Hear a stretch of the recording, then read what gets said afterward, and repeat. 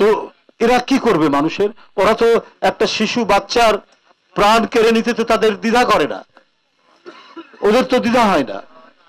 আপনি দেখুন কয়েকদিন আগে তার একটি বক্তব্য ভাইরাল হয়েছে, আমি কাছেই আছি। প্রথমে আমরা মনে করেছি এইটা বোধহয় শেখ হাসিনার কোনো বক্তব্যকে কেউ এডিট করেছে, না। যখন আমরা দেখলাম বিভিন্ন পত্র পত্রিকা তার এই বক্তব্যটাকে যখন প্রকাশ করেছে, তখন তো কেউ আর এটাকে মিথ্যা বলতে পারবে না।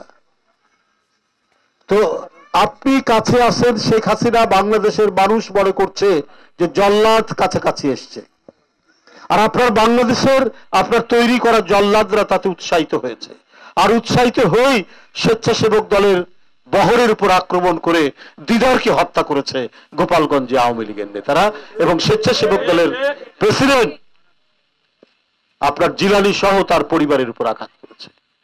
আপনি শুধু বলেছেন কাছাকাছি আছি, বাংলাদেশের মানুষ মনে করেছে জল্লাদ কাছাকাছি এসছে ফাঁসির দড়ি নিয়ে,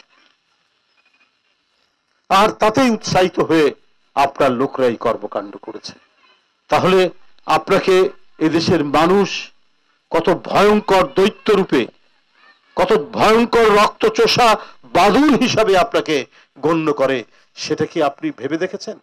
দেয়ালে দাগ নিয়ে নো টেনশন, থাকলে Rainbow Acroplast emulsion, Rainbow Paints, the colour of জয়।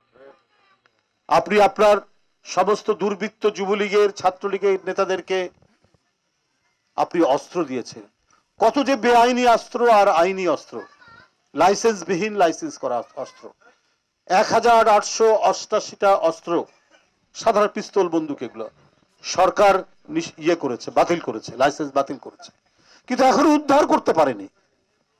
1888টা বা এই ধরনের অস্ত্র এখনো উদ্ধার করা যায়নি কেন? এই অস্ত্রগুলো তো যুবলীগ ছাত্রলীগের হাতে আছে, শ্রমিক লীগের হাতে আছে, আওয়ামী লীগের হাতে আছে, ওরা ঘাপটি মেরে আছে, প্রয়োজন হলে অস্ত্র ব্যবহার করবে।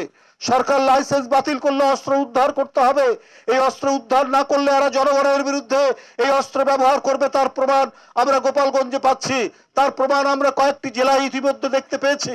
কেন এই অস্ত্র এখনো উদ্ধার হচ্ছে না?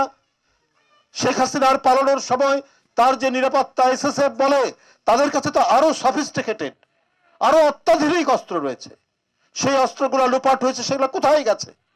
এই জন অরণ্যের মধ্যে, এই জনসমাজের মধ্যে নিশ্চয়ই অস্ত্রগুলি আছে।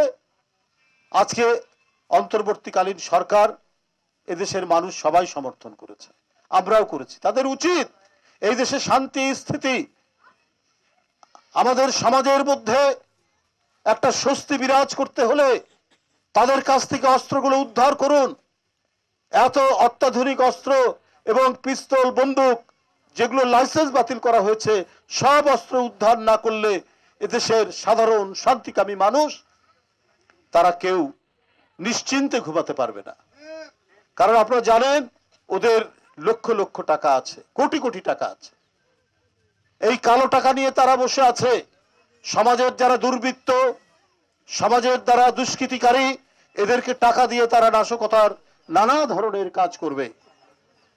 তাই সরকারের আইন শৃঙ্খলা বাহিনী অতি দ্রুত ড্রাইভ দিয়ে এই কাজগুলো করতে হবে।